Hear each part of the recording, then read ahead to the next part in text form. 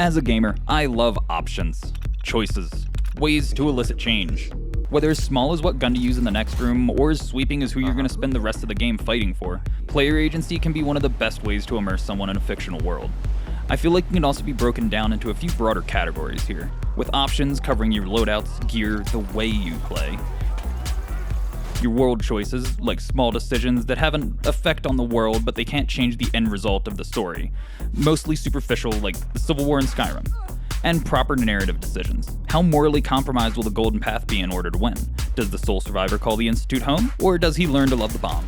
These change the actual outcome in some fashion. So let's chat about it.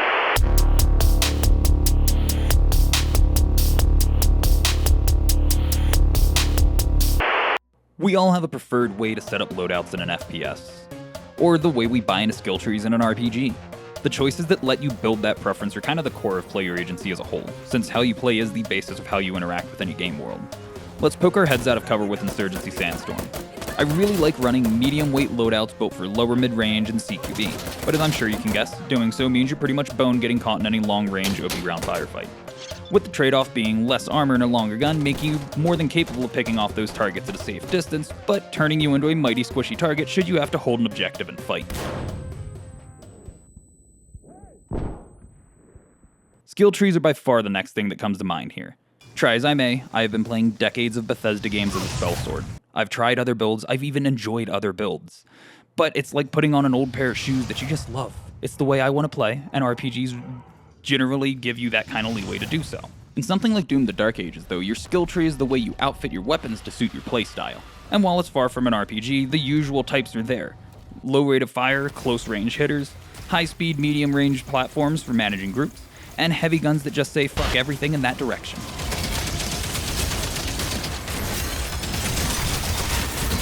And while it is a linear campaign, you still got options on what order some objectives get taken down in depending on the mission. Conversely, how you attack those objectives is also worth noting. In a linear game, while each objective or mission has a rough order in which it should be done, there's not always a way it should be done. In Dynasty Warriors 9, I know, I'm an absolute heathen for liking the open world monstrosity. Each character's story has a victory condition to be met, but the path you take there is always your own, which leads us right into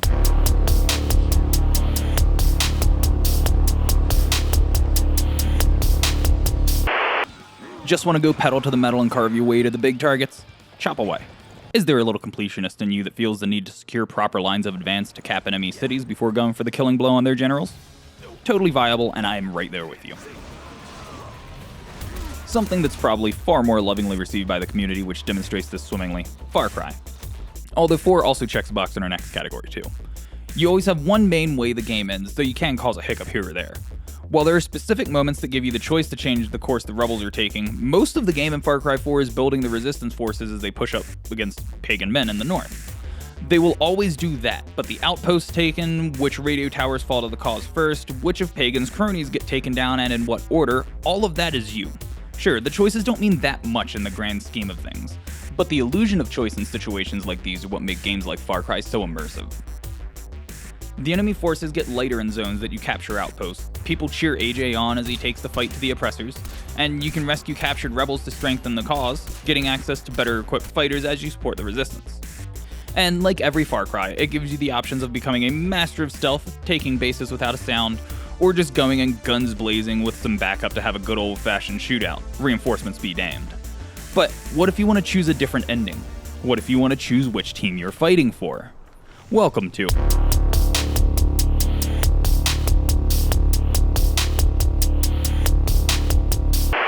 These have a direct effect on the outcome of the game. Are you doing an RP run as John Wick and want him to fight alongside the Railroad? Go for it, bring down the Institute.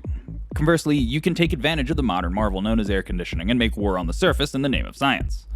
Mass Effect also comes to mind, giving you choices on who lives and dies, who joins the fight and when. BioWare really made a whole philosophy around giving the player as much freedom as reasonably possible and letting them pick their own journey for the most part, or at least the illusion of doing so like we mentioned earlier. The feeling of autonomy in a game world when you get to choose the path that the story takes is always super refreshing, as it isn't exactly common.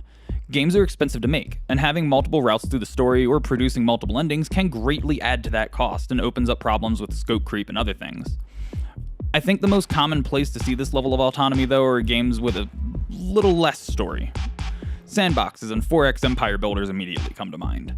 In Total War, you can play through a specific campaign scenario, hitting world checkpoints that could be considered story beats, but the vast majority of what happens is based on what the simulation happens to do this time, or what you choose to do as far as starting wars, brokering peace, and establishing alliances. On the other side, you have Kenshi. What you decide to do is the story. Got jumped by Holy Nation patrols a few hours in and bled to death miles away from your camp? It was a short story, but it was also entirely yours. I don't think another game takes player agency or autonomy to quite the same ridiculous degree as this does. Some games give you a little bit of knowledge, then send you into a world that will slowly teach you how not to get annihilated. Kenshi does not do this.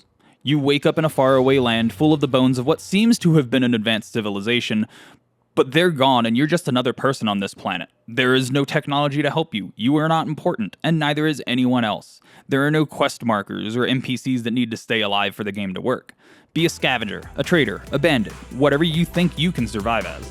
You can do whatever you want, but there's also nothing you need to do aside from eat and sleep. I didn't end up getting hooked on Kenshi like some of my friends did, but I'm still fascinated by what this game pulls off, and I think it gives us a great cap to a video rambling about player autonomy in gaming. Anything that allows a player to make the game feel more like theirs, like they had a direct hand in its outcome. It scratches a special itch. Doesn't matter how big or small that decision is, just that it is there and we've got the option to make it is oftentimes enough. And if you've sat here this long, I'd venture to say you probably agree. Thanks for watching. Don't forget to like, subscribe, and find us on your music service of choice. We'll see you next time on the Horizon Initiative.